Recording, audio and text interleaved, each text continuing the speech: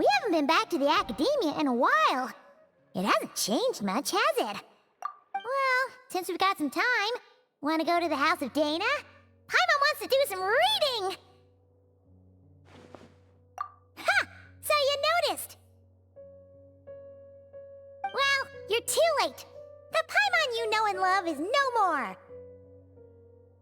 You're looking at Paimon Plus, a new and improved treasure trove of travel know-how. Paimon Plus would like to find some new books to peruse. A gracious traveler like yourself wouldn't leave her companionless on her quest, right? Come on, this way!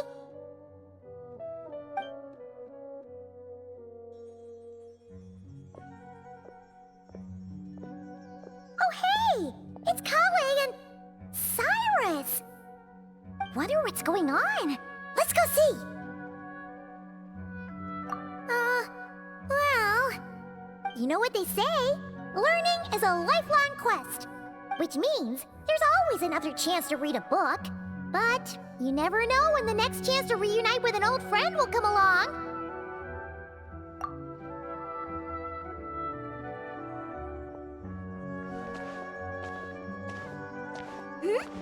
Traveler? Paimon?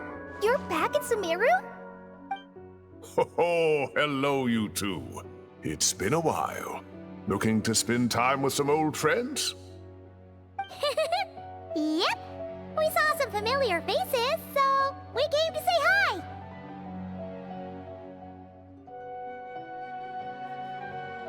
Ho, excuse you, associating me with that woman. And if you're going to remember me that way, you should at least mention my tomato growing skills. So he's mad about the Zaha D part and not the old man part? Well, Paimon's glad to see you in such good spirits, Cyrus. Must mean things are all good here in Sumeru. Ah, well, it's quite all right. I'm not the type to take offense at that kind of thing.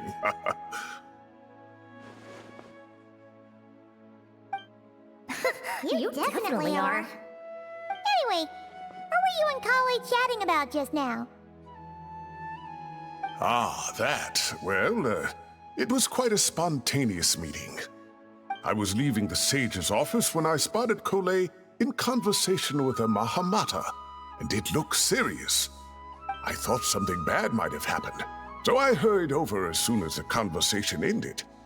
But as it turns out, our Kale is moving up in the world. The academia even hired her as a consultant. Wow! That's incredible! Oh, it's nothing, really. Look at that, so humble. Takes after me, she does. Not at all. Not at all. No, wait. I didn't mean that to sound like I don't think you're humble, Mr. Cyrus, because of course you are. I just,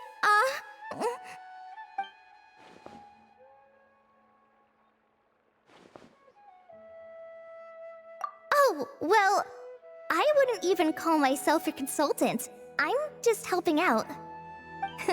Now that the new semester has started, a lot of students and scholars are doing fieldwork for their research. But it can be dangerous for those who don't have a lot of experience in the wild. So, the academia is planning to establish an agency that provides guidance on outdoor survival and rescue for people who need it. Oh, Paimon gets it! So, you're here to explain rainforest survival as a representative of the forest rangers. Yeah, pretty much. Of course, when it comes to tips on deciphering mechanisms or defeating monsters, that's for people who are far more senior than me to handle.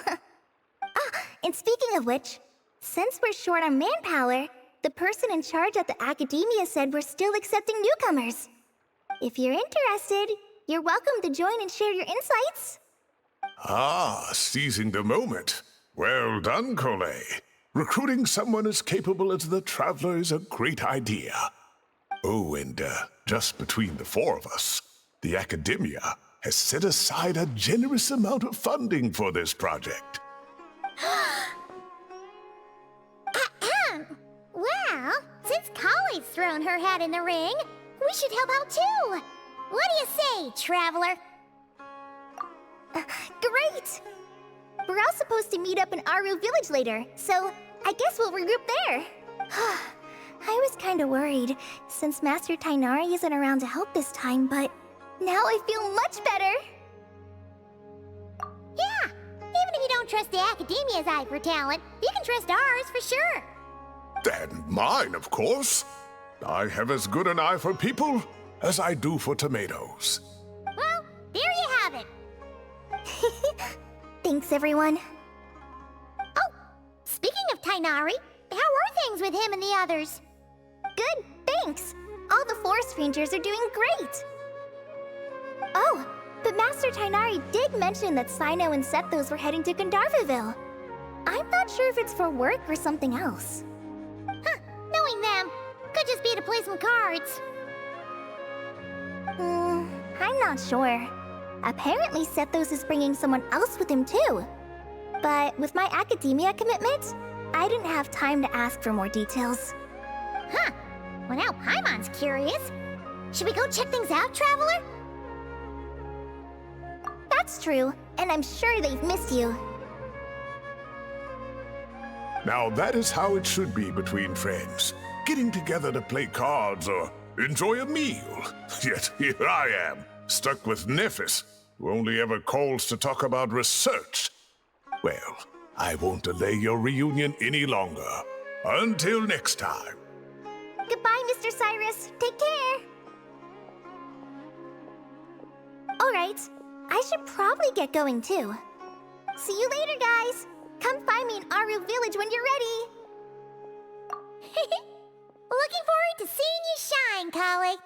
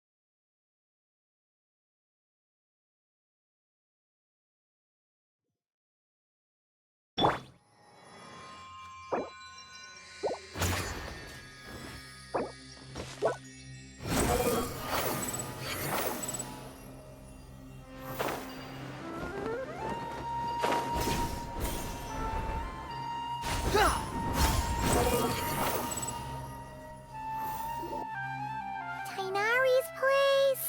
Tainari's place. Ah! Here it is!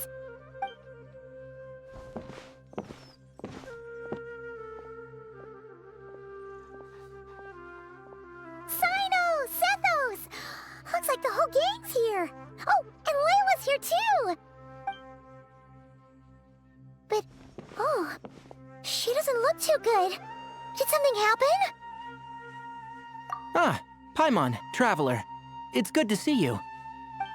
I'd welcome you like a proper host, but I'm a bit busy at the moment. Apologies. No need to look that worried. My observations indicate Miss Layla's condition has improved quite a bit. There's no danger to her mind. She's just fatigued and needs some rest. Excuse me for a moment while I blend some calming incense. I'll let you two explain the situation. All right.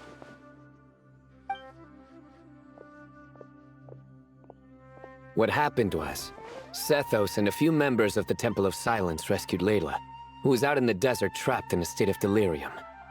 She had to be rescued? Oh, that sounds bad. That's all you're gonna say about it, Sino? I mean, we don't want people jumping to conclusions.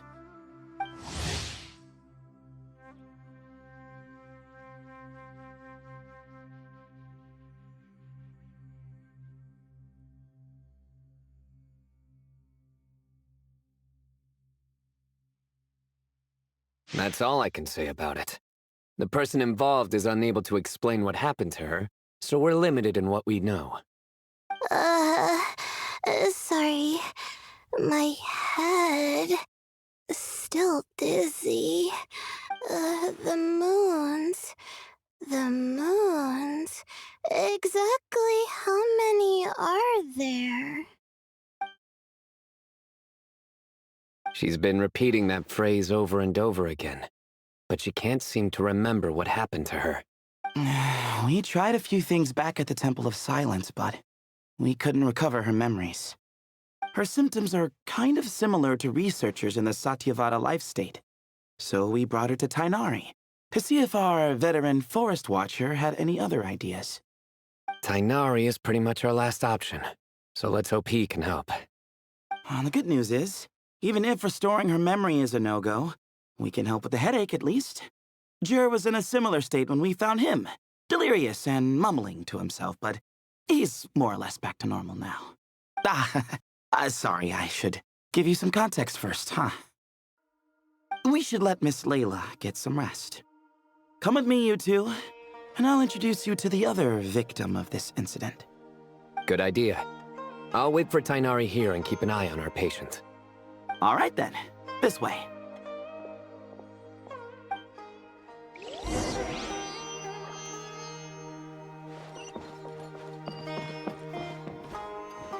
The wind rises.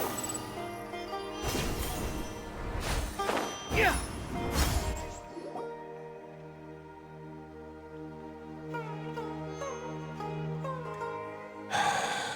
Who did the Ajalenok not offend? I just don't get it. Hey, Jur. Still musing about Aji nuts, huh? Want me to have Sino come over and tell some jokes? Might help distract you. No. No need. I'm done. Oh dear. Another master of puns. One of Sino's cart buddies, actually. I think I might just take that as my cue to head back to the desert. Hold on. So, what's the deal with the Ashilenok nuts? Other than the bad Sino jokes. We'll get to that. But first, introductions are in order. This is Jur, a member of the Temple of Silence. And you remember the Traveler, right, Jur? Of course. I'd never forget a participant in the Rite of Duels or the hero who saved Sumeru. Awesome. Could you go over what happened to you one more time, Jur? Our valiant hero is going to help us get to the bottom of this. Might as well join since you're here, am I right? Just hear him out. You're going to want to uncover this mystery once you do. I bet on it. Well, I was on an expedition in the desert not too long ago when I got caught in some quicksand. Later, it became obvious it wasn't normal quicksand because instead of sinking to my death, I fell into an undiscovered ruin. In my panic, arms and legs flailing about, I suspect I touched some things I shouldn't have. Because in that brief moment, an enormous amount of information came surging into my mind. I would hesitate to even call it knowledge, because my brain had no capacity to process the information. To use an analogy, it would be like trying to stuff thousands of Ajalenok nuts into a small water skin without it bursting. Sorry again with the Ajalenok nuts, I know. It's fine. We're getting to that part of the story anyway. True. Well, just as I was on the verge of madness, a single phrase broke through the storm of thoughts in my head. It was a man's voice saying, "Don't eat Ajalenok nuts." What? I know it's hard to believe, but that's what happened. I was saved by the phrase, "Don't eat Ajalenok nuts." I'm not sure. I'm not even certain it was a man's voice. It's hard to remember now that I've been repeating it so much myself. Anyway, the good news is I no longer feel like my head is going to explode. Of course, the bad news is that phrase has been stuck in my head for the past few days. Wow. But doesn't it have the opposite effect? Like, the more you say don't eat it, the more you want to eat it? Yes, that's exactly right. Whoever the voice belongs to, I don't know what his deal is with those nuts. Well, the world's a big place. There's bound to be people who don't like sweet stuff. I suppose. Strangely enough, I'm starting to think the voice belonged not to a man, but a cat. A cat? How? That's the question, isn't it? What would a cat be doing in an abandoned ruin like that? just as my mind was reaching its breaking point, I could have sworn I heard the sound of a cat guiding me to exit. But when I came to, all I saw was endless desert, and Sethos shaking me in a desperate attempt to wake me up. I'll admit, it was pretty terrifying seeing you like that. Staring off into space and mumbling about Ajile knocknuts. You sure don't sound terrified. Sorry. It's not that I don't care. It's just kind of hard for rambling about Ajile knocknuts to sound menacing. Now, what Layla was saying, on the other hand, that is much creepier. Exactly. The unknown is what breeds fear. Ajile knocknuts are familiar. But the moon suspended above us at night? That's about as foreign as it gets. Well, we don't know that for sure. There could be a whole other world inside an Ajile knocknut, with a moon of its own. Huh. I guess. Ajile knocknuts are not to be underestimated. Right, yeah, of course. Won't catch me disparaging the mighty Ajile knocknut. No, sir. Huh. So, a similar thing happened to Layla then? Yeah, I think so. I was in a hurry to rescue Jur, so I put a marker on the incident site so we could go back and investigate. When his condition stabilized, we doubled back around to check and... Exactly. Multiple victims with the same symptoms at the same location. It wasn't hard to conclude that something is seriously wrong with that place. So, after we got Layla out of there, I had the Temple of Silence put up a warning sign at the scene and send patrols to watch the area. Speaking of, Sino, Tainari, and I are going to head back there and investigate once Layla is stable. So, as per usual, you're here just in time. That's for sure. But there's another reason I want Sino and Tainari involved in this. Because the story doesn't end there. Right, Jer? Oh, yes. Where was I? The Ajile knocknuts butted in and I... Right. Yes, the cat. As I followed the cat noises, the voice said something else. So, there are those from Tula who still endure. I thought that was strange, of course, because, well, was the voice referring to me? Records of my ancestry are rather sparse, so I'm not sure if my bloodline even traces back to that place. That's right. The Temple of Silence's place of origin. And the home of Tainari's people. Plus, Hermanubis, who Sino and I both share a connection to, was one of the city's founders. As the temple's current leader, if something strange happens in the desert, it's my job to get to the bottom of it. But it turns out, a lot of people have a horse in this race, and I'm not leaving any of them out.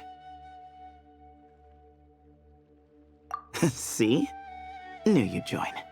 But yeah, that's all we know about Jur's situation. Tainari should be done on his end. Let's head back and check on Miss Layla.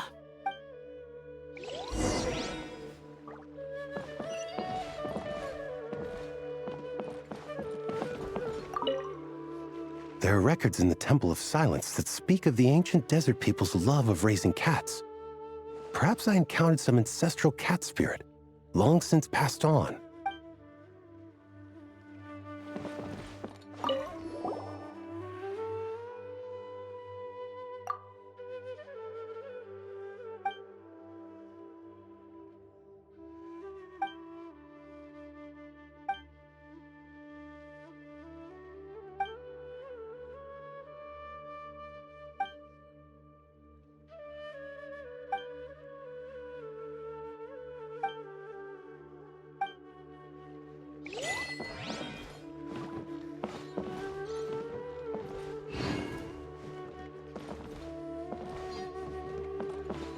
Behold!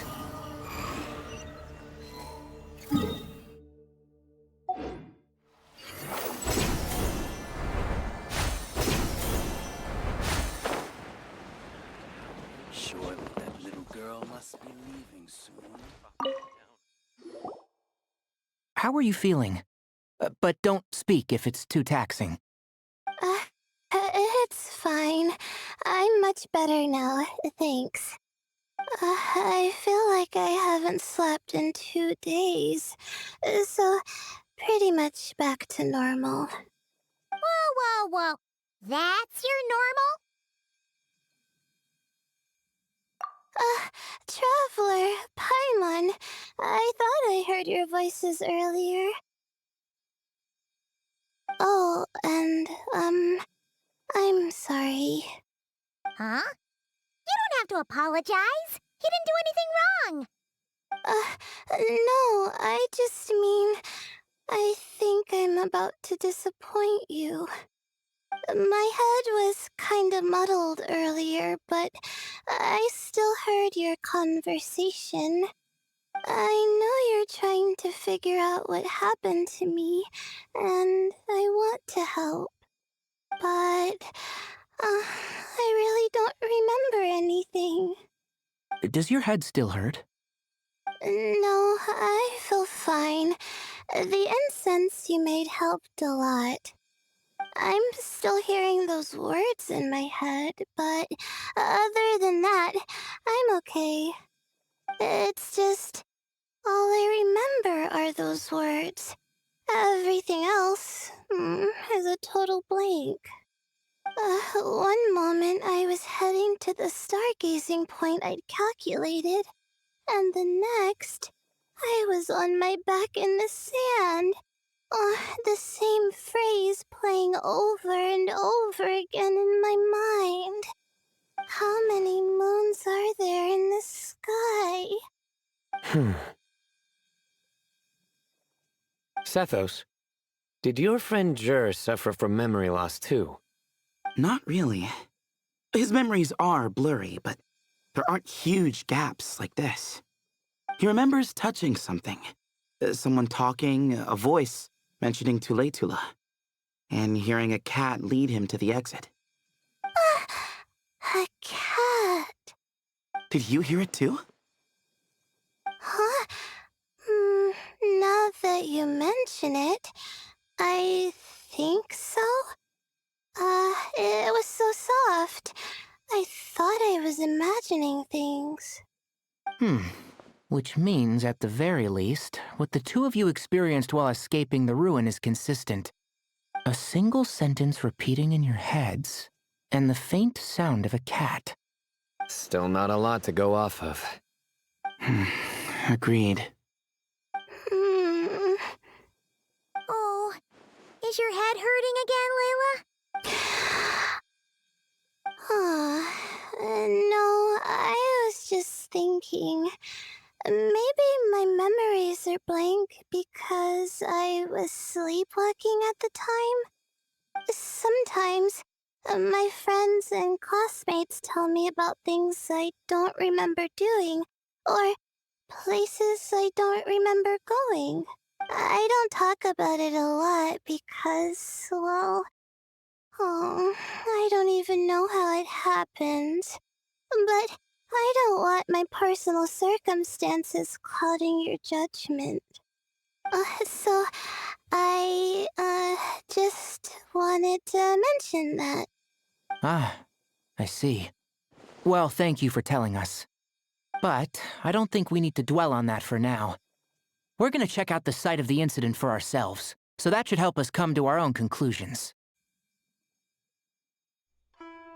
Okay.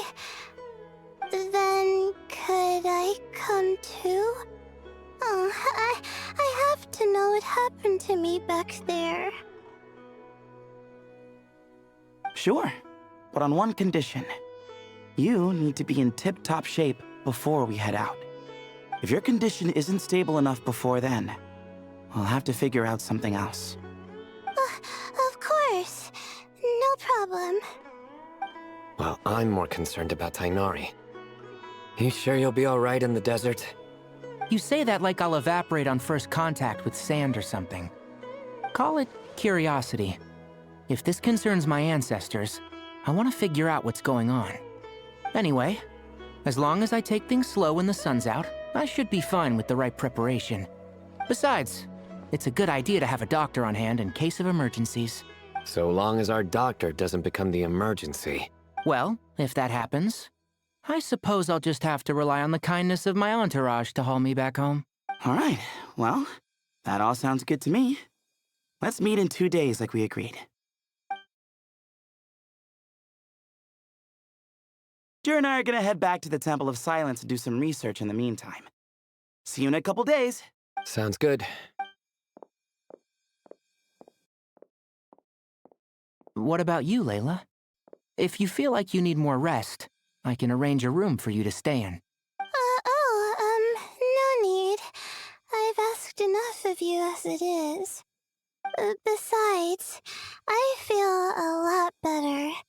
I should make it back to my dorm, no problem. You sure? Don't push it too hard, or you might end up sleepwalking along the way. Don't worry, I'll be fine. I have other things I need to do anyway, like letting my advisor and classmates know that I'm fine, adjusting my stargazing schedule, things like that. If I don't get it all done, I doubt I'll be able to sit still, let alone stay here and get some rest. I'm not so sure that's... a much better idea. Thank you, Traveler. Of course, if anything starts to feel off, come back for a checkup right away. You'd better listen to him, Layla, or he'll feed you tasteless slop as a punishment. Punishment? You're the one who caught a cold. You're supposed to eat light when that happens. Besides, with your nose stuffed up like that, you couldn't taste anything to begin with. Huh, is that so? And here I thought it was an in-taste-to-know issue. Should have seen that coming. You're off the clock, so now it's time for puns, huh? Oh, brother, not this again. Don't worry, Paimon. I understand. If you want me to stop, then Then? you'll have to call a plumber. Tell them someone's gotta pipe down.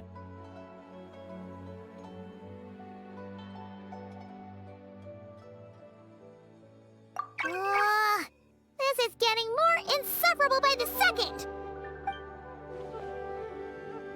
Put a sock in it already, please.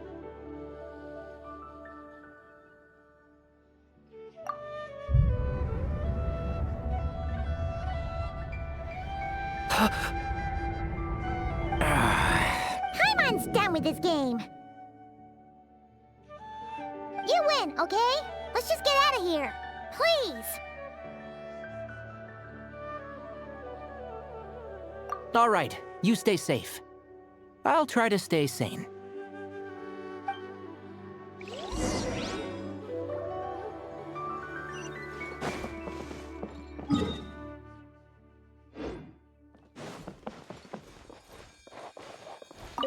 It seems your jokes have improved with practice, Traveler. Happy about that? Absolutely. Finally, someone to share the load. You know what? Kale's helping out the academia, but I haven't had the chance to check on her. Why don't you do me a favor and go do that? Hold on. I thought you were having me over for dinner.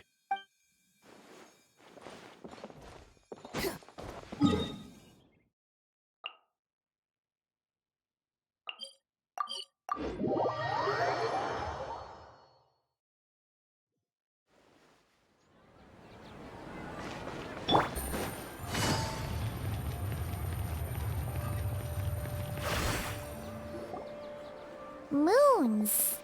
Azulenok nuts. Moons. Azulenok nuts? Are the moons going... nuts? Oh no! Looks like Paimon's caught the brain bug too! She can't stop thinking about those two things! Oh, Paimon's gotta clear her head. But how? Aha! Got it! The cafe over there! Why don't we head over for a quick pick-me-up?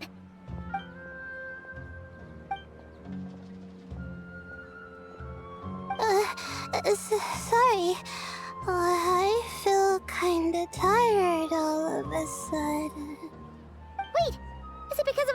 Paimon's muttering just now? Oh, sorry. The coffee will be Paimon's treat, okay? Hey! You make it sound like Paimon's stingy or something! Well, she'll just have to show you her true colors. Yeah, starting now. You sit tight and take care of Layla, Traveler. Paimon's gonna get us some snacks and coffee. Be right back.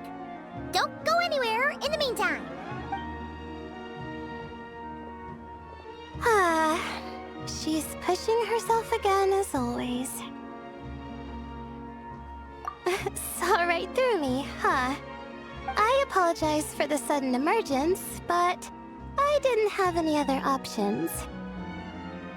Well, that's true. So, for our sake and your safety, allow me to fill in the gaps in her memory. That's right. Layla was already in bad shape, stressing about her new study topic, focusing on the stars instead of her surroundings. By the time she realized the danger she was in, it was too late.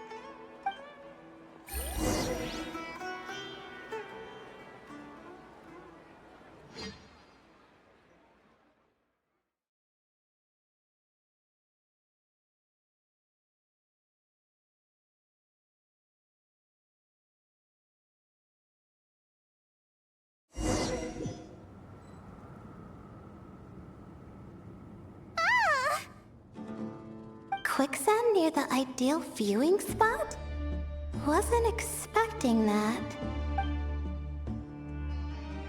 Looks like Layla's been under a lot of pressure lately. She hasn't been paying attention to her surroundings. But why would quicksand lead to a place like this? Well, all in all, looks like a common desert ruin. Guess there's nothing to do but try to find a way out. Oh, Layla, what have you gotten yourself into this time?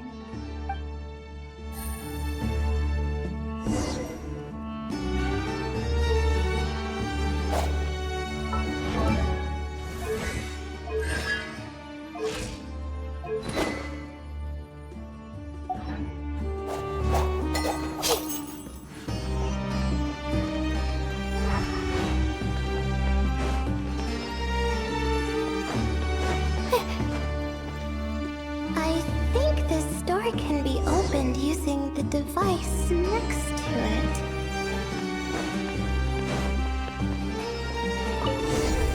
Just like I thought. What was that? My head. It hurts. Is Layla waking up? No, that's not it.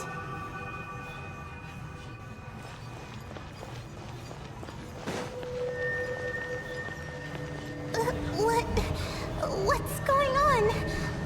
It's too much. I don't understand.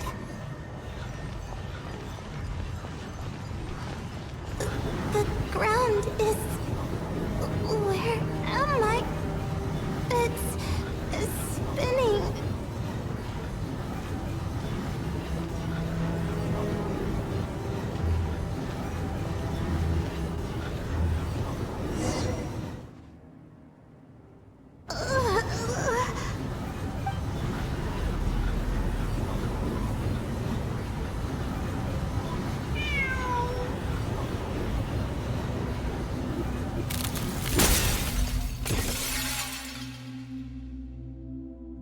How many moons are there in the sky? How many moons are there in the sky? Okay, information isn't rushing into my brain anymore. That's good. How many moons are there in the sky? My head hurts. But there are no more dark spots in my vision. And I can see in front of me. Still, how many moons are there in the sky? What's going on? The same thought keeps popping into my head. What does it mean? How many moons are there in the sky? Isn't there just one?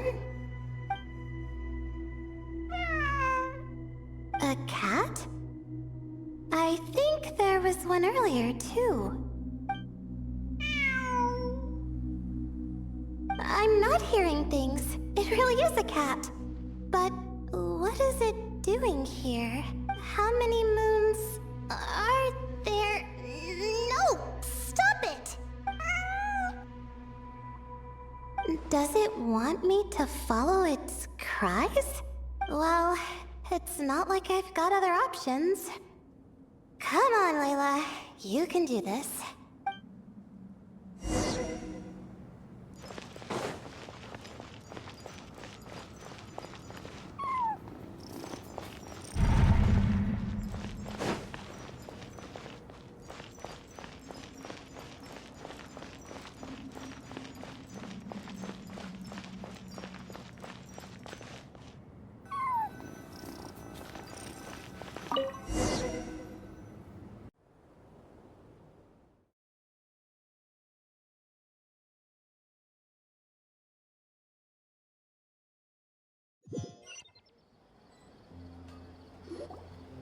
And so, I followed the cat's cries to find my way out. It was quite a kind creature.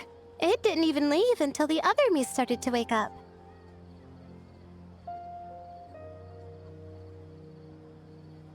Thinking back, it all started when I touched that device. I've heard fellow students talk about it before. How the desert is full of objects that do strange things. Sometimes it's just a minor inconvenience, but other times devices like that can cause massive trouble. Of course. I forgot how much adventuring experience you have. Still, carrying an umbrella doesn't mean you can't get soaked, so just be careful and stay away from unknown devices. No need to thank me. You and Layla are about to head into dangerous territory together. You need to be safe so she can be safe. Well, I think that about sums it up. And just in time. Your coffee's here. Traveler? A little help over here?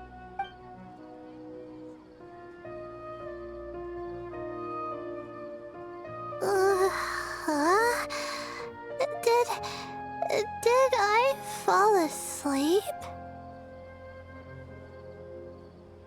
Wow! Paimon didn't even know she had such an impressive skill! Ha! Does that mean since Paimon bought this coffee, it would just make you sleepier? A beverage that puts people to sleep. Better saved for work hours, I think. What? So you can nap on the job? Who does that? Huh? Oh. Beep boop. Oops. Oh. Oh, hey them. Kame. Nice to see you. Oh, and you too, Marak.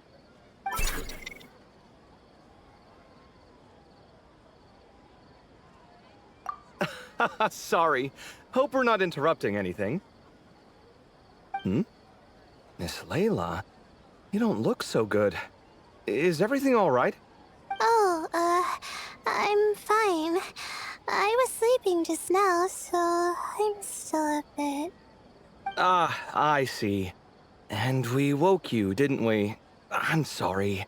We shouldn't have been so loud. No, you didn't. I didn't mean it like that. Sorry. Wait, where are you going? You just got here. I'm going to do what I came here to do. Which is? Buy coffee beans.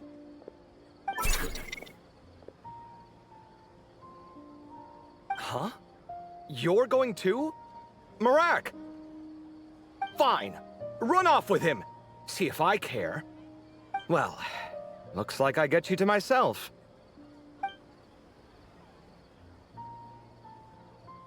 It's been a while, hasn't it? How have you been? So, a busy life of adventuring for you, and a busy life of academics for Miss Layla, is that right? Oh, is something wrong? The desert's not always the friendliest place, that's for sure. And from the look on your faces, I'm guessing this problem's not resolved? Don't force yourself to talk about it, of course. But I've worked on several projects in the desert before, so if there's anything I can do to help, just say the word. No, I don't have anything to hide. It's just complicated, so explaining might take time. Ah, well, lucky for us, I've got that in spades. Yes, you have been quite sedentary recently. Excuse me? I've been going about work as normal, thank you. And, might I add, you do way less work than me. I do the amount of work that is required of me. Ah, yes, you and your stellar work ethic. The stuff of legends. Oh, now look what you've done. I've lost my train of thought. Where were we? The problem in the desert. Wait, you were listening earlier? Oh, we're giving the silent treatment now? Mature, very mature. Continue, Miss Layla. I'm curious as to how this incident unfolded. What did I tell you? This one doesn't have enough to do. Alright. Well...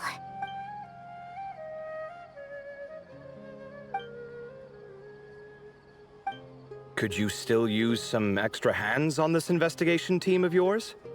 Huh? You want to join, Mr. Cave? That's right. I think my experience studying desert mausoleums could be of some use here. While Hatham's expertise in ancient languages could be helpful too. Besides, I consider you all to be my friends, and friends are supposed to help each other out. Wait, I'm involved in this now? Oh, please, I know you. Half the battle was over the minute you said you were curious. We couldn't stop you from joining if we tried. Well, you've got me there. Besides, this suitcase of yours has been jumping at the chance to volunteer for a while now. I imagine You imagine? mechanical life forms might also feel homesick from time to time. Huh. Now that you mention it, Marak's core was a component sourced from the desert. That could prove useful. You're sure you want to come with us? It could be dangerous. Oh, I'm sure. All the more reason to recruit as much help as possible. It's important to count on friends at times like these. Our pleasure. It's a plan, then.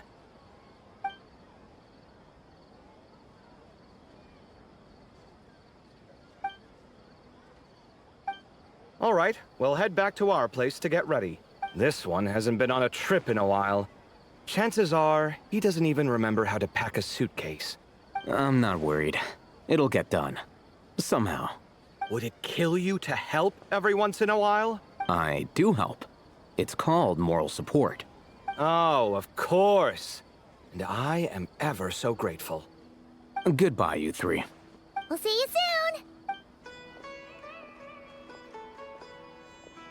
Oh, and Kaveh, your coffee beans! You were too busy glaring at Al-Hatham, you almost forgot them!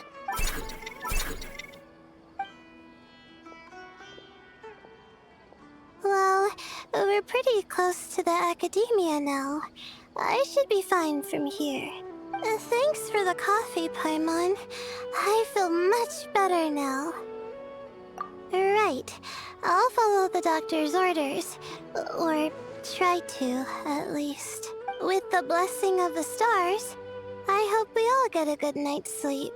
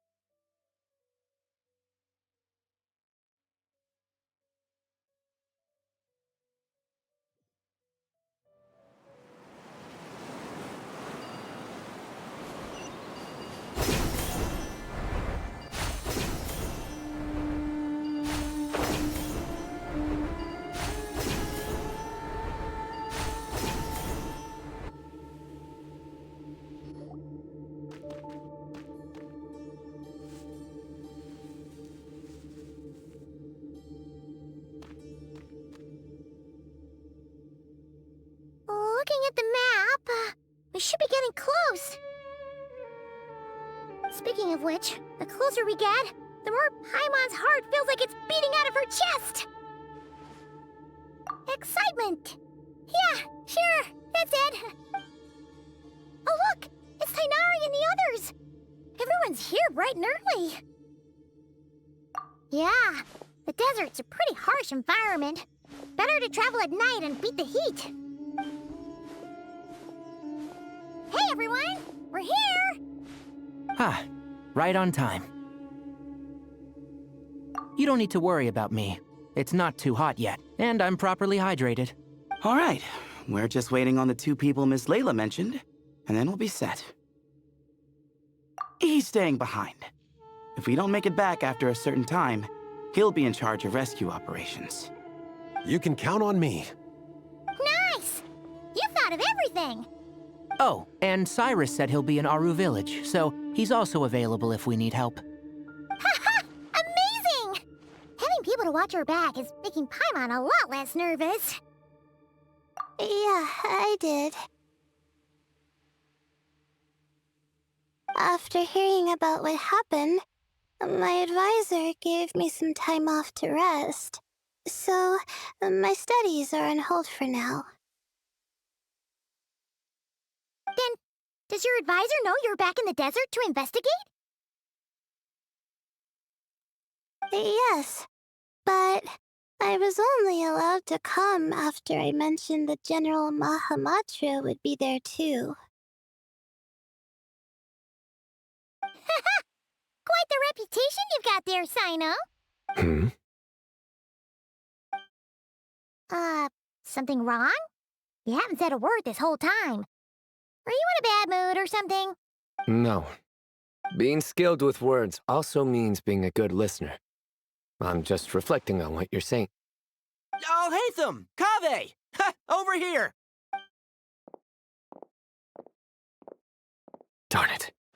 I was just setting up a brilliant... Yeah.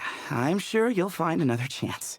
The important thing is, our scribe and our renowned architect are here at last. High praise. But wait, why am I renowned and not him? He's just as famous as Sino, Dia, or Nilu. That just means your level of fame is even greater. How could a lowly scribe hold a candle to you? Lowly scribe? Please. All those strings you pulled to get those new books from the House of Dana? What do you call that? Borrowing. Anyone with an employee ID can do it. Uh-huh, yeah. The House of Dana bends over backwards for just anyone, does it? Send a report to Lesser Lord Kusanali then. Let her know someone at the Academia is abusing their position. Hey! I never said abusing! Impressive verbal sparring, as always. Oh, hello to you too, Marak. Well, looks like your assistant is raring to go, Kaveh.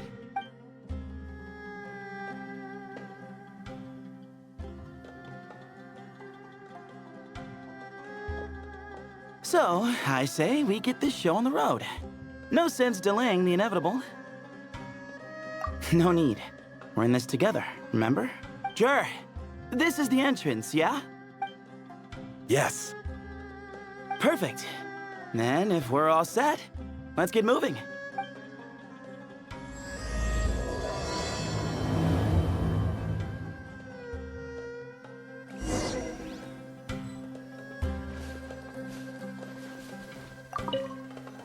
I hope everything goes well in there.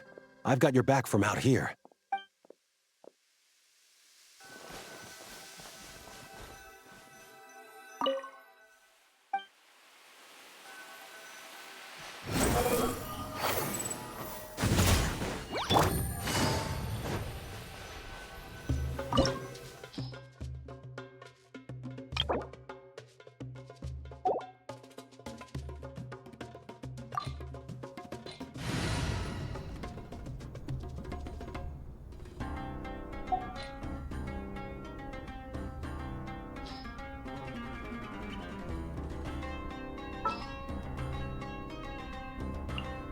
What is the situation?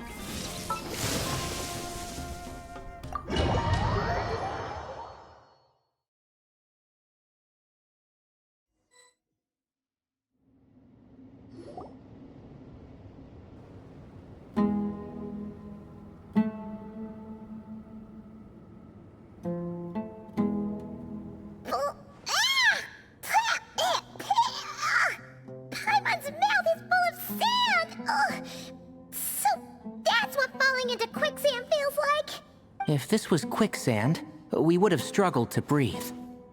No. I think this was regular sand, and we didn't sink into it. We fell through it. Into this place.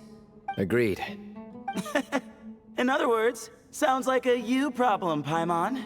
Ha ha, very funny. No, wait, Paimon's the only one. Ha! See? What?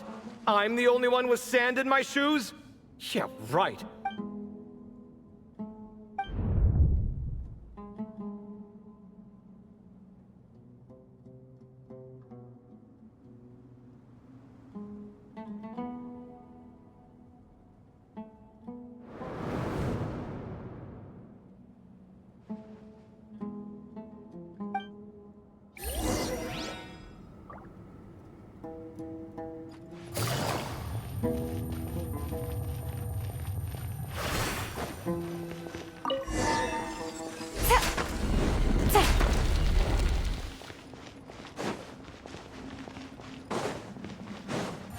Whoa! There are monsters here? Sure didn't say anything about that. Probably means she didn't run it. We're just unlucky. Not the best sign of what's to come. We'll be fine. Let's just use up all our bad luck. We'll be over.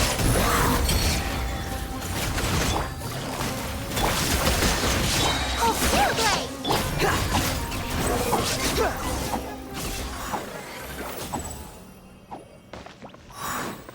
Quit following me.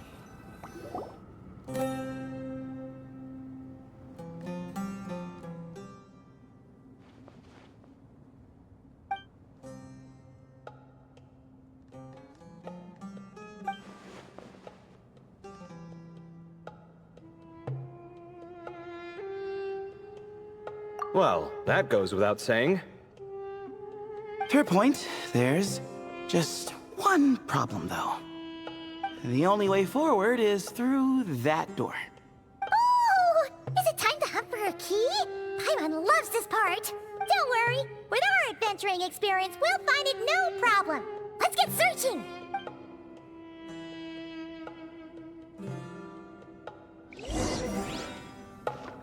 Marak, wait! There is no escape!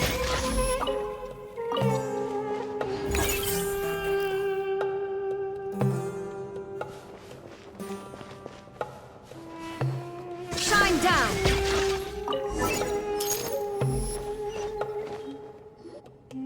Marak, this isn't really your old home, is it?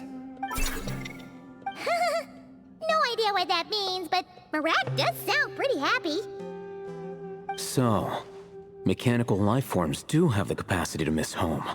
A novel discovery. Well, with Marak leading the way, we should be safe, right?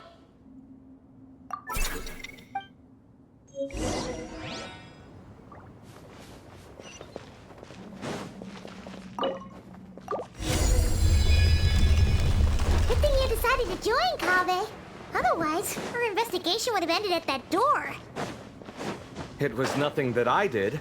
You should thank Marak instead.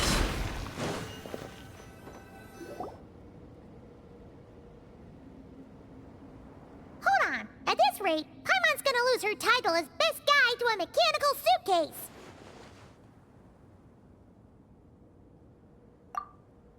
Aw, thanks. Hey, wait. What do you mean, useless? Well, no weird mental symptoms so far. I'll take that as a win.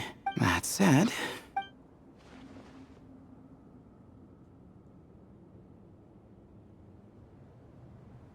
There are 3 doors here. So, we split up. Divide and conquer. Otherwise, this whole thing is in ruins. No pun intended on that last part. I swear. Yeah, that might be our best option.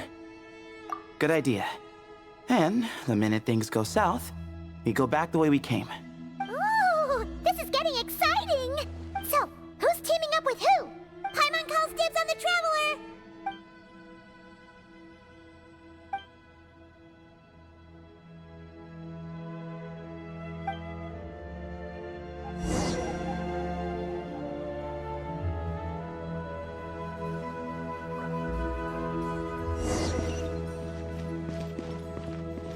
Oh, this takes me back.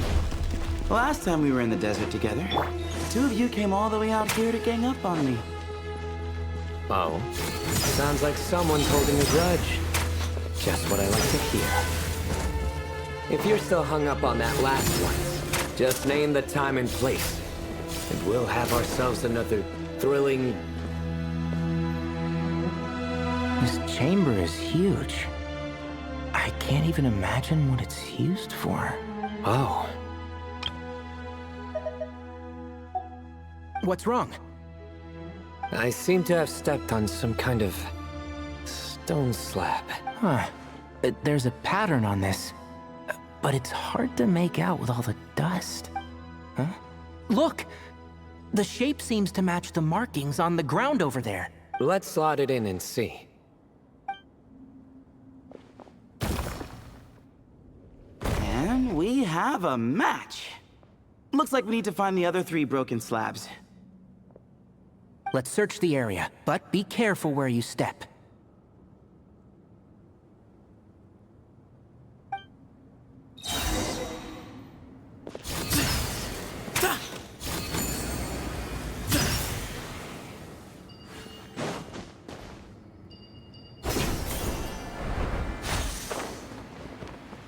Ooh, got one. Ouch. Watch out. The edges are kind of sharp.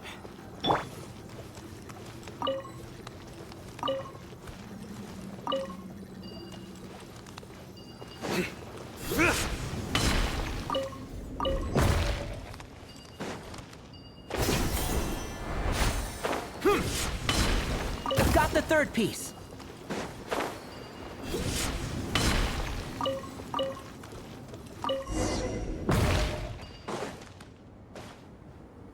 We just need one more. Huh. Look! A cat! Could it be the same one Jer mentioned? I don't think we need to worry about startling him. He doesn't seem afraid of people. Yeah. If anything, it seems like he wants us to follow.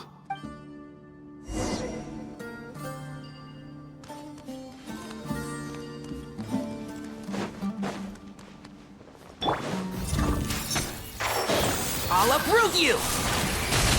Move or be moved! Through me, justice is served. Guilty!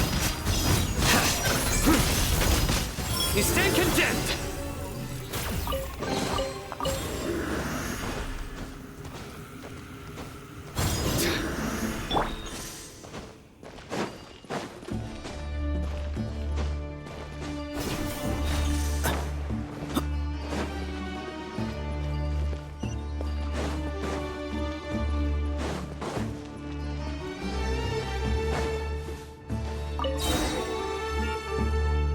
Oh, he led us to the last piece.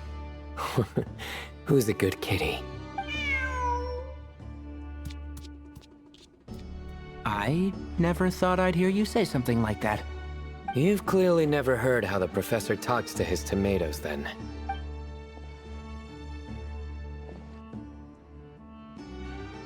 Alright, well, that's that. Now, we need to figure out how to get rid of all this dust.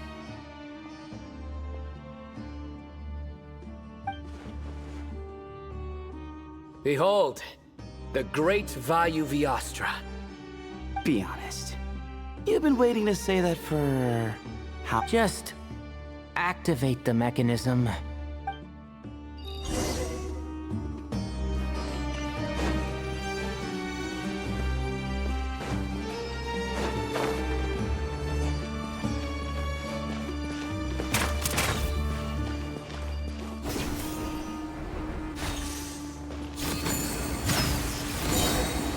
Behind you!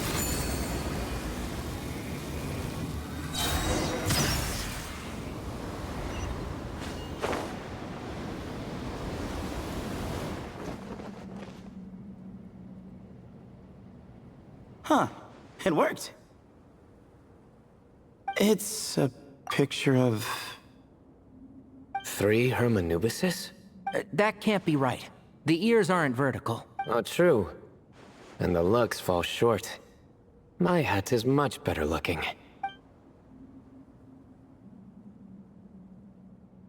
A goat, an ibis, and a crocodile.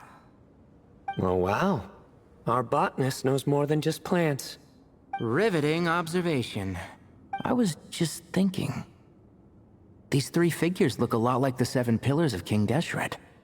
That's right. These are our colleagues. Our what now? You sure about that? Just kidding. But what I meant by that is, these were Hermanubis' colleagues back then.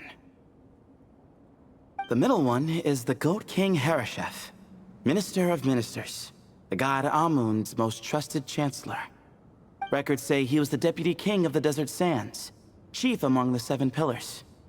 Someone even more impressive than Hermanubis? I wonder if that ever got his goat. Sorry, couldn't resist.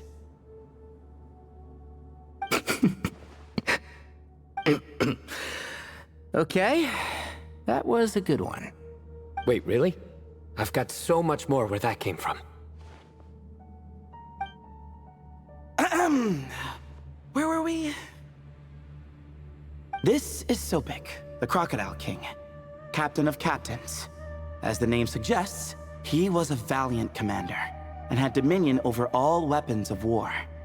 And finally, this is the Ibis King Thoth, scribe of scribes. Your memory's pretty impressive. I bet you're almost as good as me at memorizing cards. A scribe? Did he manage archives then? Like Alhaitham? Wait, that's all Alhaitham does? I never knew being an academia scribe was such a cushy job. Well, that's how his friend put it, anyway. But it does seem like he has a lot of free time. Well, I don't know much about the academia, but I'm sure the Ibis King had more responsibilities than that. The temple's records say he represented the wisest aspects of King Deshret, inventing the desert script and arcane arts at his king's command. He must have been quite the impressive man then. Or creature, depending on how you look at it. Still, why are these three the only ones represented here? What about the other pillars of King Deshret? Maybe because the 3 of them were extra close? Huh. Kinda like us. Oh yeah! Maybe we should have someone inscribe us on a commemorative stone slab too. Or we could just take a picture. It would serve the same purpose. Anyway, no more distractions. Huh. Doesn't it look like there's writing carved into the corner? Huh. There is. And it's in the ancient desert script too. Looks like the Ibis King left you some homework. Give me a sec. I'll try and translate it. The ministers are unvirtuous. The scribes unwise. The captains unworthy. My end is not humanity's end. Hereby bestow upon you all the far side of eternity. Wait, so they went to Aru? It doesn't sound like it was their idea. The far side of eternity is said to be the final land of dreams for all desert dwellers. But if such a place did exist, wouldn't it also be an inescapable prison? Yes, and based on the writing here, it's clear King Deshret wasn't pleased with these three. This gift he bestowed upon them seems more like a punishment. Such is the power of a king, I suppose. Which means the goat's the one who got in the end. Huh. Yep, not as good the second time. What? Impossible. Well, looks like that's all we can learn here. Should we keep going? Yes, no time to waste.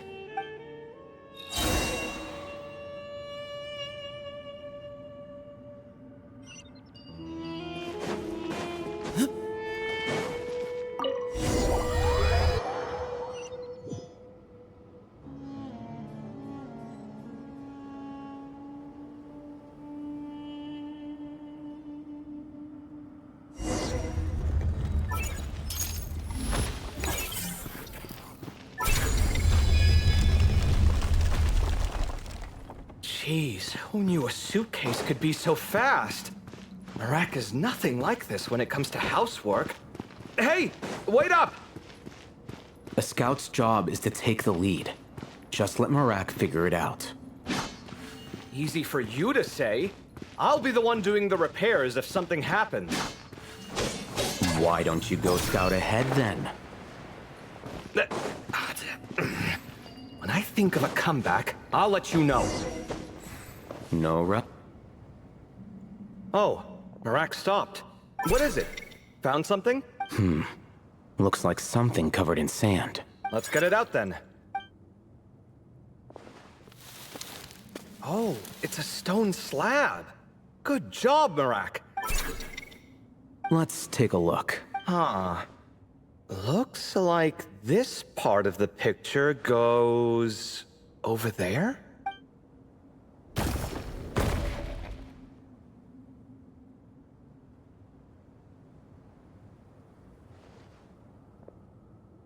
In that case, there must be other pieces.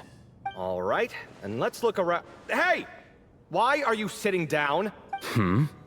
I thought Marak was helping. Oh, so you do know what that word means. Great. Are we supposed to just sit back while Marak does all the work? No, I doubt you could do that. Exactly. But I can.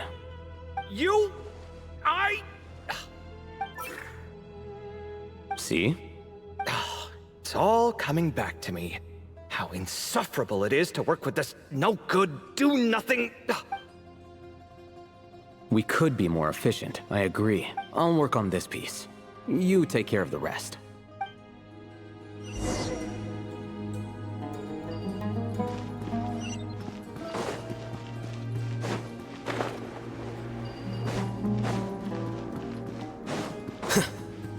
Here you are.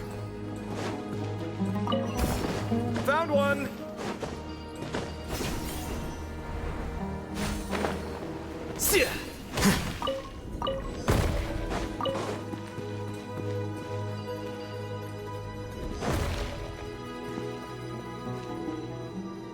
Good teamwork.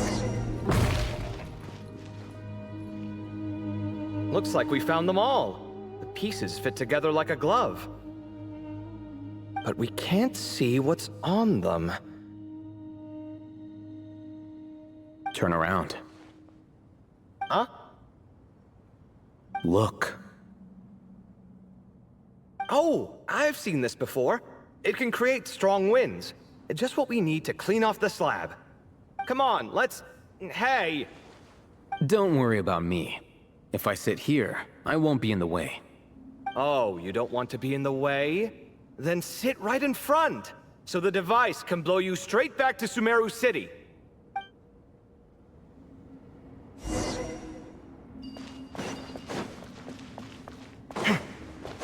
Come at me!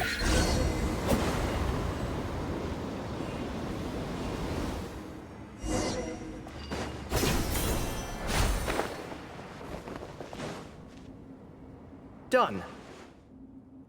Huh. That's one big cat. And there's a shattered crown. I think it's depicting some kind of story. Look, there's writing too. The Ibis King answered the young noble, granting him the wisdom he sought. But the fragile crown was shattered by lies in the end. Here I leave the name, Gudars. Gudars. I've seen that name in a history book before.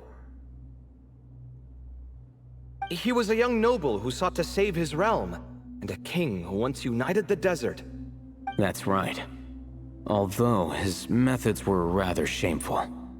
During his long reign, he betrayed his family and the nobles who supported him, only realizing the error of his ways after his enemies left him nowhere to turn. But by then, it was too late. Seems like a common occurrence across history. Different people, same mistakes. It's an inevitable pattern, destined to repeat itself. The writing mentions the Ibis King, but a cat is depicted here. Does that mean... So far, what's depicted on the slab seems true to history.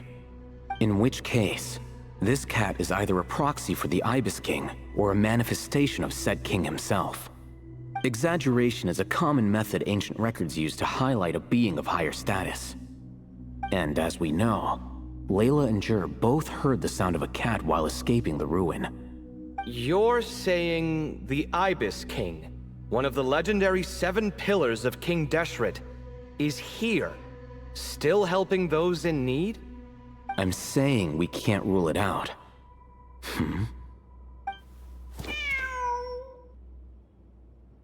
Wait, there it is! The cat!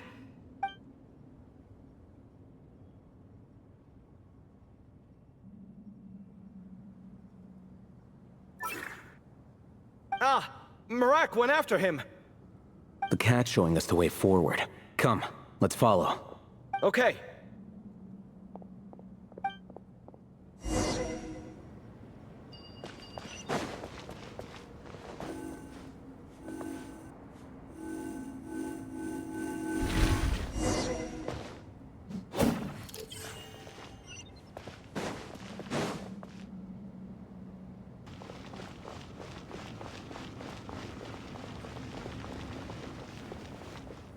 Huh. The cat's gone. Yes, but look where he led us. Oh. Another slab.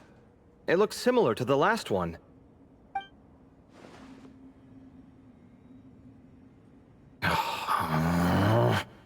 Oh, by all means, take your sweet time. Wouldn't want you to overexert yourself.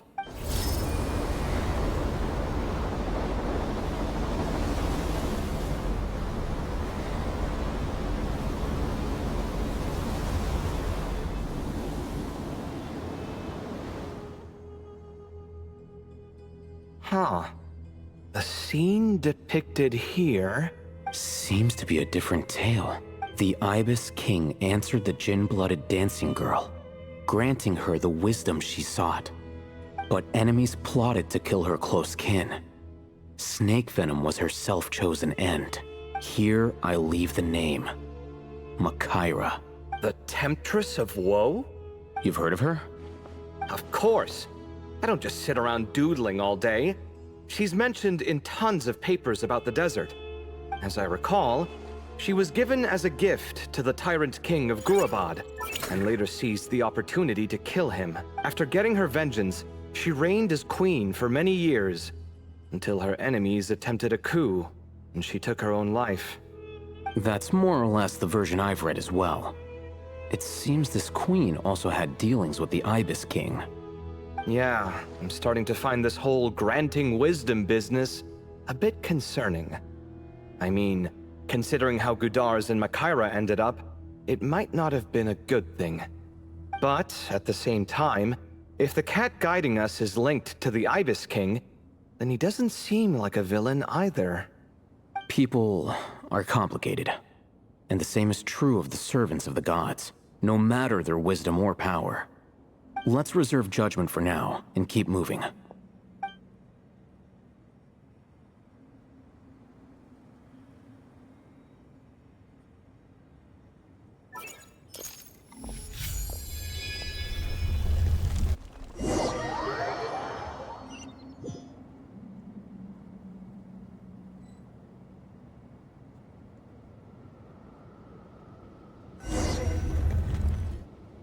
Oh, Paimon meant to ask earlier.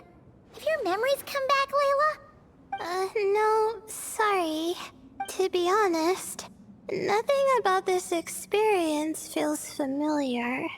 Besides, my focus is the stars, so I don't spend a lot of time exploring ancient ruins. Guess that makes us the senior researchers in this scenario. Stick close, all right, Layla? Okay.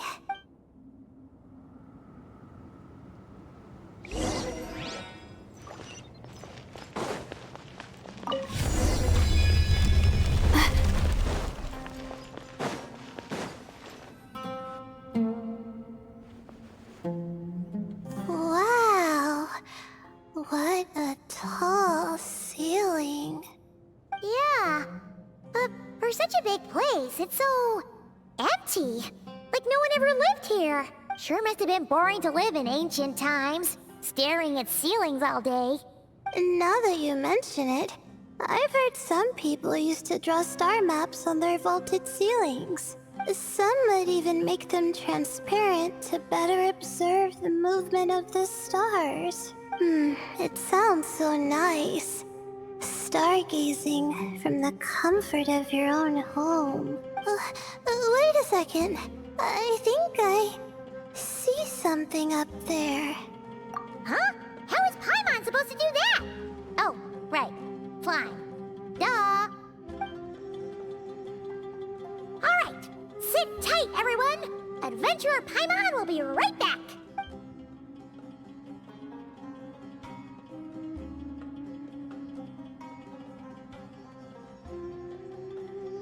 Okay, so, there's nothing super special up there.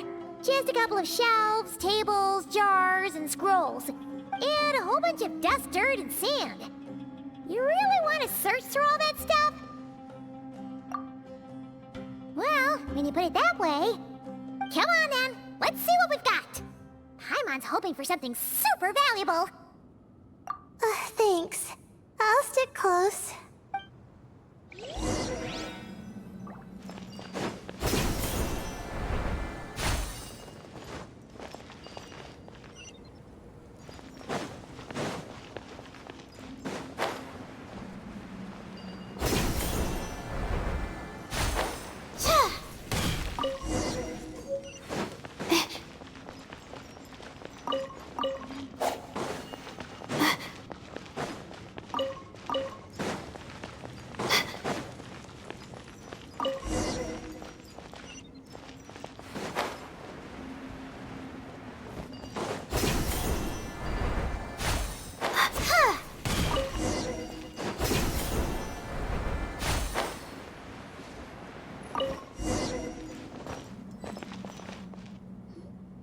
I think that's everything. Most of the documents are in the ancient desert script, except these ones. These seem old as well, but the handwriting makes them stand out. Right! Let's arrange them in chronological order before we read through.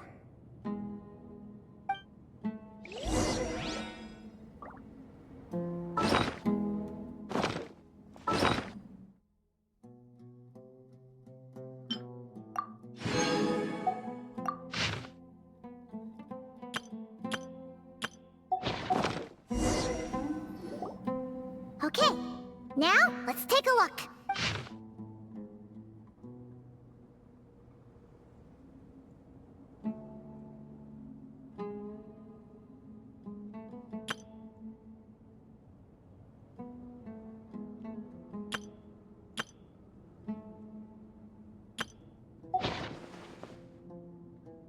Maybe this person fell in by accident, like Mr. Jur and me. Yeah, maybe. But they don't sound super worried about their situation. So, either this person's an ace adventurer, like the Traveler, or some kind of super optimist. An optimist, huh? Oh, I wish I could be that sort of person. That's right! You're detailed and passionate. Great qualities for an adventuring buddy. This optimist seems super obsessed with exploring every corner of this place. That could have gotten them in big trouble for all we know. Well, I appreciate the compliment. It's almost magical how words like that can make you feel like you can do anything. I only wish that magic could last a little longer. Until I figure out my new study topic, at least.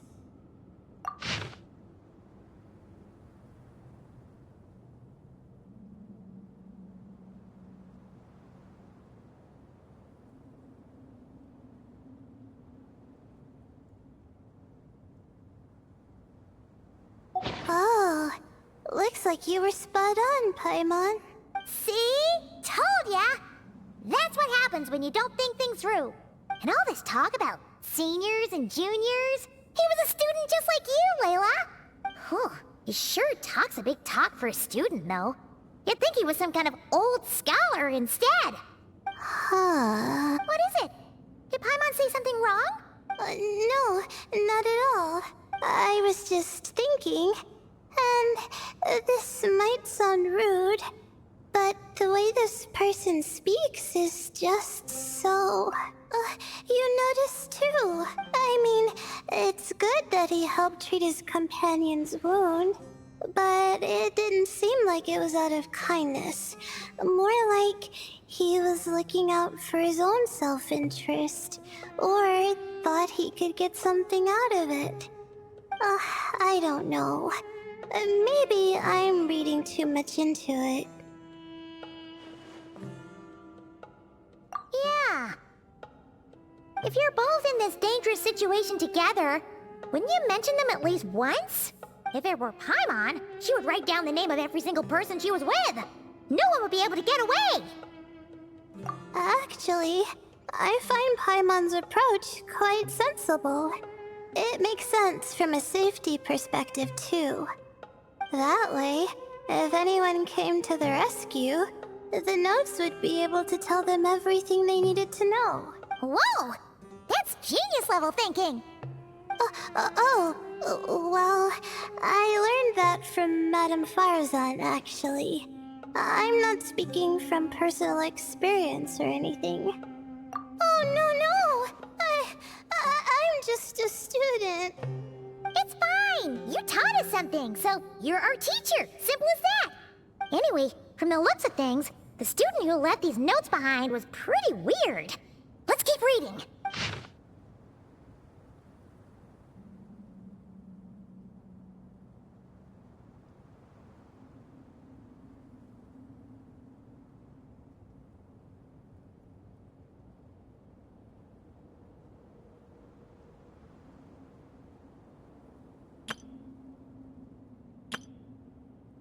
Whoa! Hang on! That's a lot of information. Paimon needs a moment to take this in. The Ibis King. So...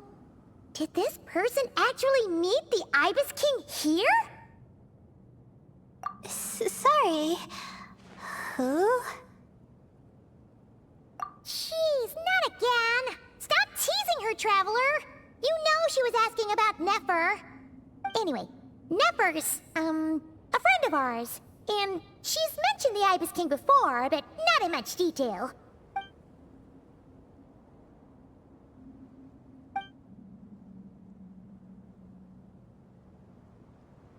Oh, I see.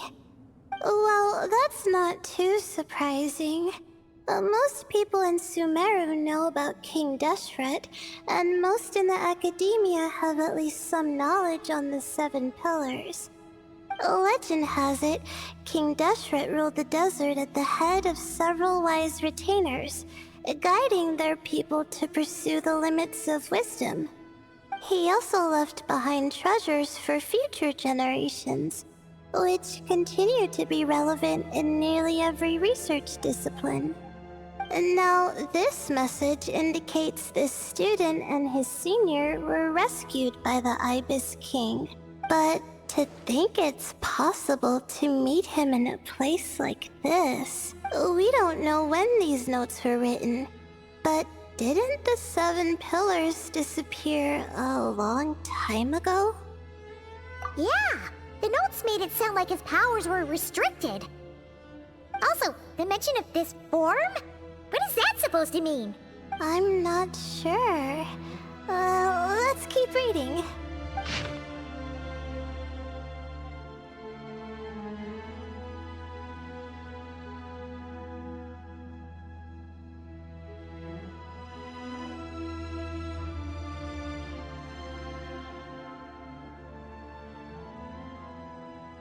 Oh, this is the last page. There's even a signature at the end. Well, sounds like they made it out. Guess it was a happy ending after all. Wait. But it says, the Ibis King cannot be trusted. Huh. Our friend said something similar. That the Ibis King was a liar. And the notes did make it seem like something wasn't quite right with him. Maybe he wasn't one of the 7 pillars at all, but some kind of con artist. Great, Ibis King! If you heard that, Paimon didn't mean it!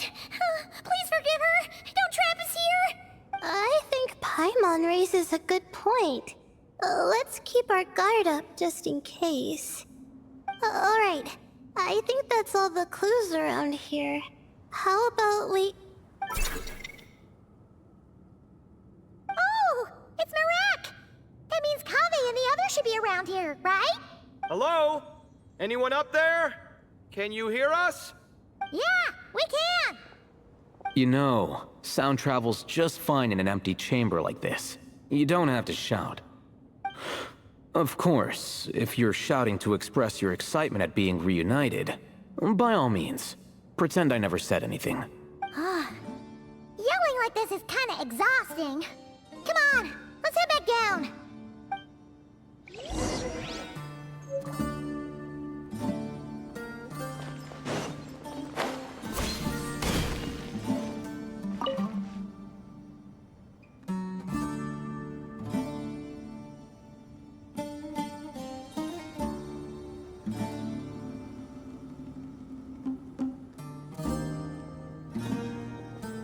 Wow, we all ended up in the same place, huh?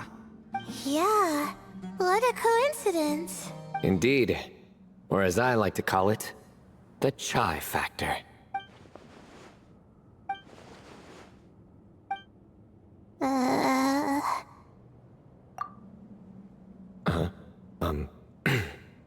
No reply? Just say it. All right. Because it's spice to sweet brew again.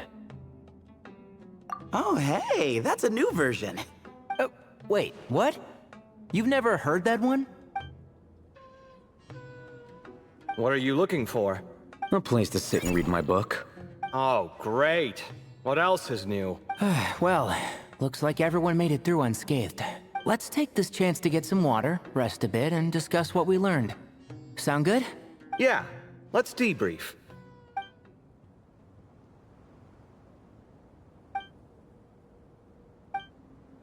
Okay, so we all learned a lot, but it feels like we ended up with even more questions. Yeah, but one thing's for sure.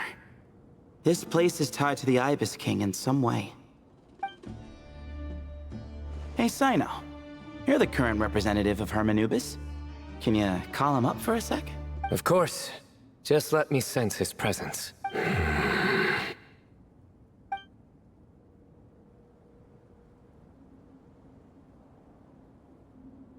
Just kidding. I can't sense him at all.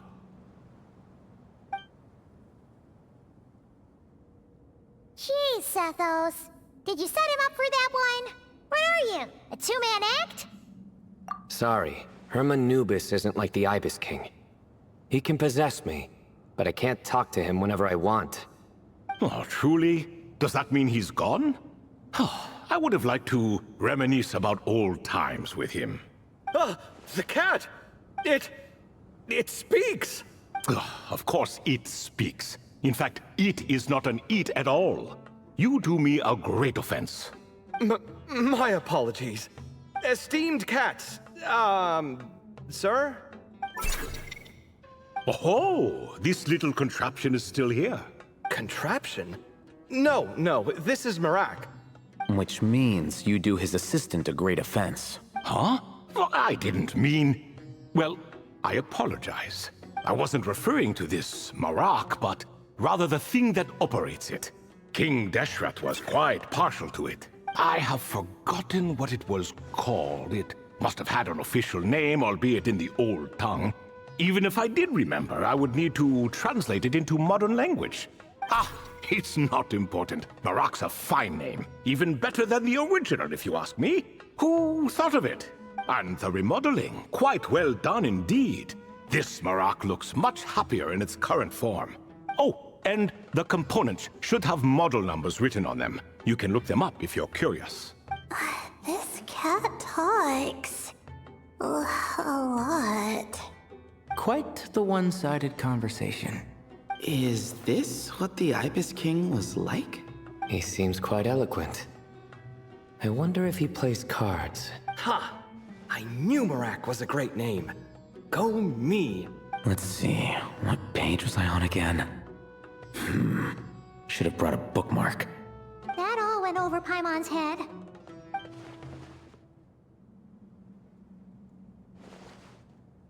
Hello indeed. For you to know my name. Yes, I was not mistaken. You are special among your companions. But you are all guests. It is only proper to invite you in.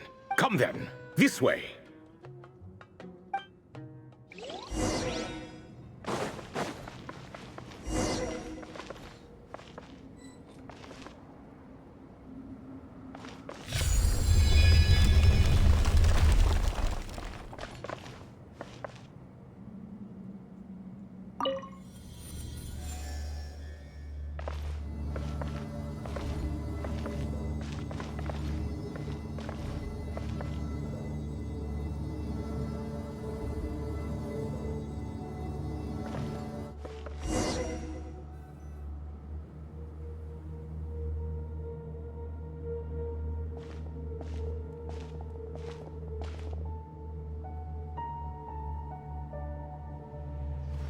Welcome to my humble abode.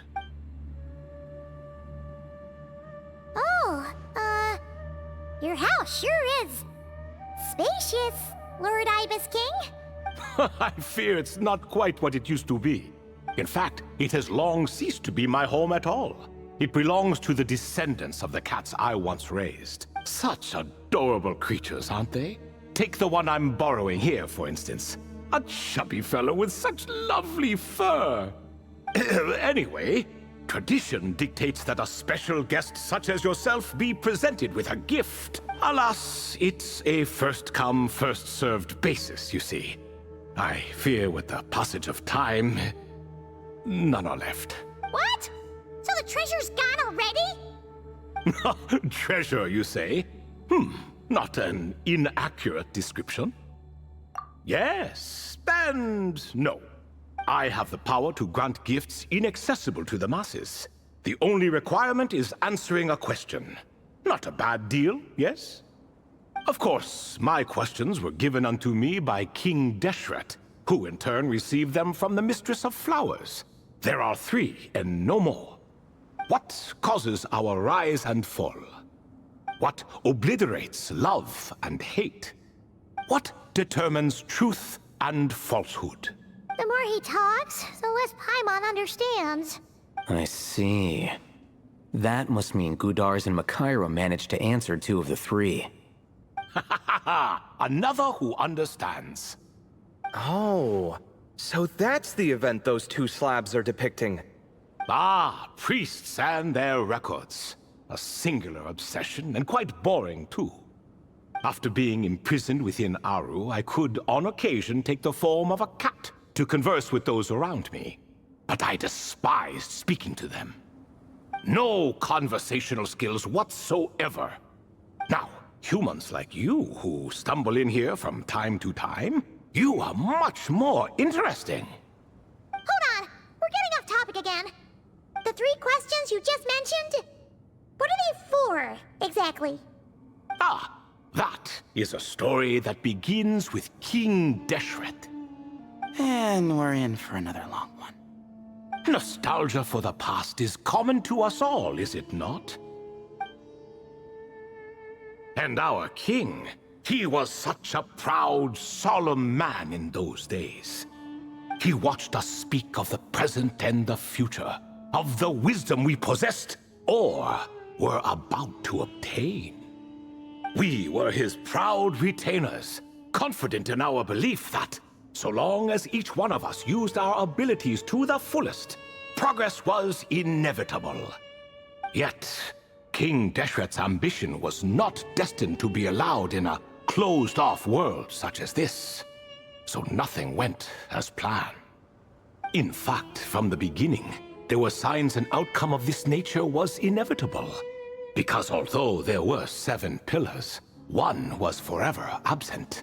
Al-Ahmar would insist the Dendro Dragon Sovereign was one of us. But the dragon herself rejected that idea. Huh. Like a card you can never seem to draw from your deck. More like a card that was never in the deck to begin with. Alas, that's just who Al-Ahmar was. There was nothing we could do about that. And I always preferred chess to cards. In the end, life grew unbearable for our king. But, of course, those who remain must continue to live on. But subjects like us were less fortunate. After all, the fate of a retainer is decided by the king, including the chance to walk away. So it was then that King Deshret had Kroko, Goti, and I locked up within Aru, where we remain to this day. Kroko. Goti? Ah, of course. You're more familiar with their full names. Sobek, the Crocodile King, and Hereshef, the Goat King. And let me tell you, when it comes to chess, Hereshef was a habitual backseat strategist, always spewing nonsense from the sidelines. Well, Sobek was all too quick to take his terrible advice, to the point where I was the one who got accused of cheating. Chess is an exercise in patience, and that man couldn't sit still to save his life. He could never excel at that game. In fact, neither of them were good at chess. Even so, we played together often. And since I was always the winner, we got along quite well. What are you laughing at? Were we not good friends? No one's left. No, not you. It's Goti. He's laughing for no reason again. Can you not hear him? Ah, right. Of course you can't.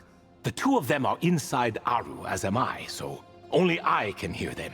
What is even going on here? Has he, started to lose it after being trapped for so long? That does happen to prisoners serving life sentences. Speaking of which, how's Azar doing these days? I doubt he's doing much of anything. Just what I wanted to hear. What is the meaning of this? You doubt my words? I have half a mind to not talk at all. Oh, no. They're not questioning you, Lord Ibis King, just discussing other things. Please, continue. In that case, where were we? Getting to the part about the 3 questions. Hopefully. Ah yes, we're almost there. Before I entered Aru, King Deshret said I could be released from my eternal seal if I chose humans who could provide the correct answers to those 3 questions. The first person who caught my eye was Gudars. I asked him, what causes our rise and fall? He answered, conspiracy and betrayal, for it renders the righteous and wise unable to succeed, and thus nations fall. I found his answer quite interesting, so I bestowed upon him the power to deceive. The second human I chose was Makaira. I asked her, what obliterates love and hate? She said unto me, I have nothing left to lose. Vengeance alone can quench both love and hate. I found this to be another fascinating response, so I granted her the power to be loved. But both of them ended up... Now then, young one, riddle me this. Did their answers point to this fate, or was it the power I bestowed upon them that determined their end? I'm just an observer who doesn't understand their circumstances, so I can't answer. A clever reply. I do not wish to comment either. It is all in the past at this point. My only wish was for their answers to be acknowledged by King Deshret's rules, and bring me one step closer to freedom. As for the final person, her fate remains to be seen, so I will not reveal her name.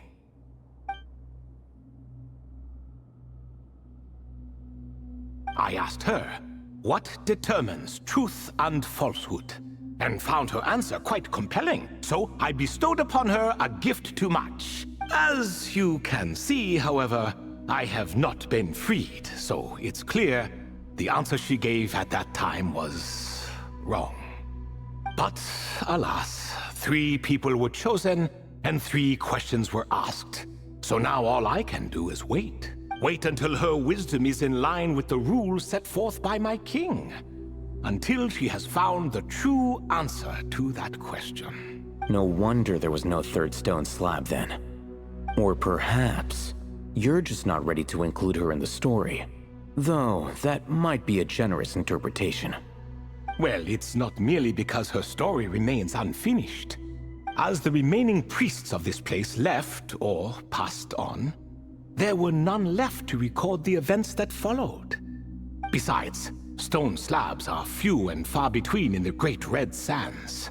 In the sprawling desert, very few things or people even manage to leave a trace. But sometimes I can't help but wonder, if that young man from several centuries ago had been willing to answer my question, would I have left Aru by now? Wait, so there was someone else? Of course, it has been thousands of years after all. All sorts of people have stumbled upon this place, but I only chose the special ones. That young man had such a singular intelligence, though his companion, by contrast, was rather average. The author of those notes we found? The student named Zandik? Ah, yes, I think that was his name. In truth, I was unsure whether I should grant him my third remaining gift. He was, of course, exceedingly clever, but he was also mistrustful and narcissistic in equal measure, and there did not seem to be a line he was unwilling to cross. Too much power could be dangerous in the hands of someone like him. So I found myself rather relieved when he declined my gift. Oh, he turned you down? Did he give a reason? Yes, he said he didn't need it. I still remember the look in his eyes. Nothing stood out per se, and still I could sense contempt and disdain radiating from his gaze. I could not give an exact reason, but on instinct I just knew. It would not end well to get close to a man like that. So, I tricked him. Stick close to your companion, I said. Only the descendants of Tulatula can come and go as they please. Leave him behind, and there is no escape for you. So, does that mean his companion wasn't a descendant of Tulatula? Oh no, that part was true. The lie was in the other half. Anyone can enter or exit this place. There are no restrictions. I saw that his companion was exhausted and was concerned Zandik might leave him behind, or worse, that some other accident might befall him.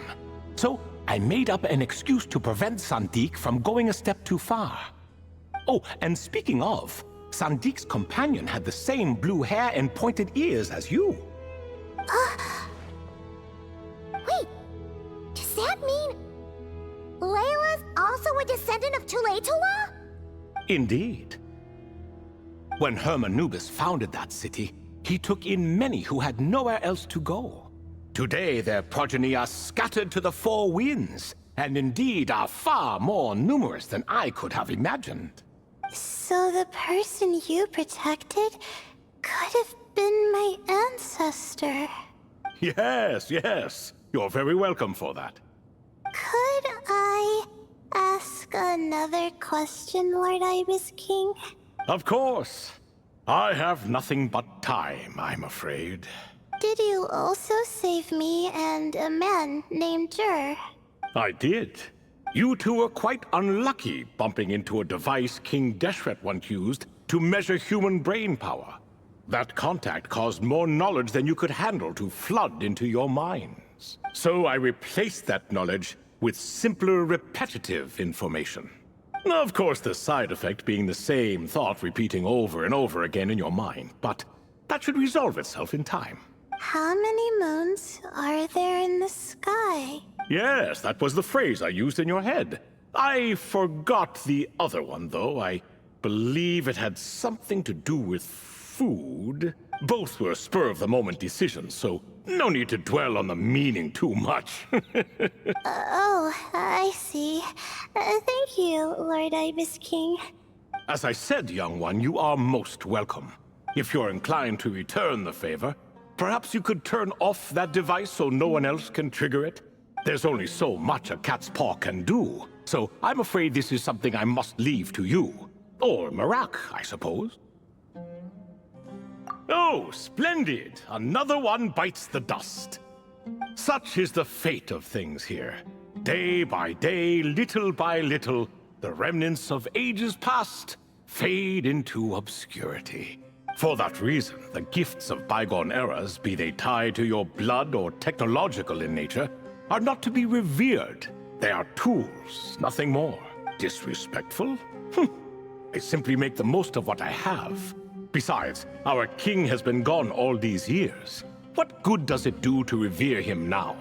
Oh, are you talking to the Goat King again? No, Croco this time. He's pestering me for another game of chess. Says he wants to even the score. Wishful thinking, if you ask me. If we counted one push-up for every loss, he'd owe me 300,000 by now. Of course, that's just a rough estimate. I've never kept count. It appears that's something you like. Being someone unable to be defeated. I suppose so. All right then. Time for me to extend my winning streak. And for you all to head home. In truth, deep down, I know even the answers to those 3 questions will not change my fate. But that is for me to reckon with. Go on now.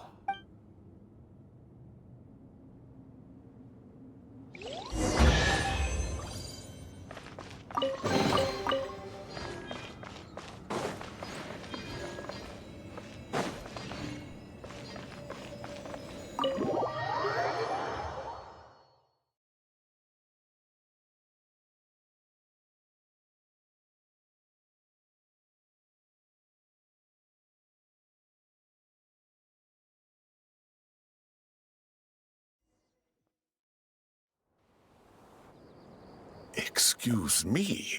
Do you even know what time it is? I've harvested 3 crops of tomatoes while you've been gone. You're exaggerating, Professor. I'm making a point. There's a difference. Sincerest apologies for keeping you waiting, Professor Cyrus. See, that's what I call manners. Now, are any of you hurt? Nope. It went way smoother than we expected, actually. I presume the investigation is complete then. Come, tell me all about it. Oh my, did you look out? If you've read the work from the Vahumana Dashan, you would know that the Ibis King is, well, let's call it a mixed record. Perhaps he softened up a bit in his old age, and that's why he chose to help you. Or perhaps he just didn't have a good enough reason not to help us. See? Marak agrees. How do you even know that's what Marak meant? That could have just been a happy noise. In any case, there's a lot to be happy about. We figured out what happened to Layla and Jur, and there were some unexpected takeaways too. Yeah, I never expected to learn about my ancestry. I've always thought of myself as just an ordinary student. I never would have even considered something like that could be true. Come to think of it, our ancestors might even have been friends at some point. Huh? You're right. Maybe I should take a trip back home to see if I can find any records about that. Oh, I was just throwing that out there. I wouldn't want you to go to the trouble. It's fine. My advisor gave me a break, and I still have a few days left, so... Oh, wait. My study topic. I haven't made any progress at all. No. I need to focus on that instead. Right. Couldn't you help her, Professor? Huh? No, I could never. Me, you say? I'm from the Spatamar Darshan, and I don't think that Nephis or Zahahadi researched the stars. All I have to offer are my homegrown tomatoes. Although I suppose it's not impossible. I can ask a few old friends to recommend some interesting topics. You really don't have to. It sounds like a lot of work. Hardly. A few passing questions while we water the plants? It's no trouble at all. Thank you so much. Of course. Now it's getting late, and you all must be tired. Let's wrap things up here. Some say desert nights are the sun taking mercy on us after the heat of the day. So, let's leave while she still feels merciful.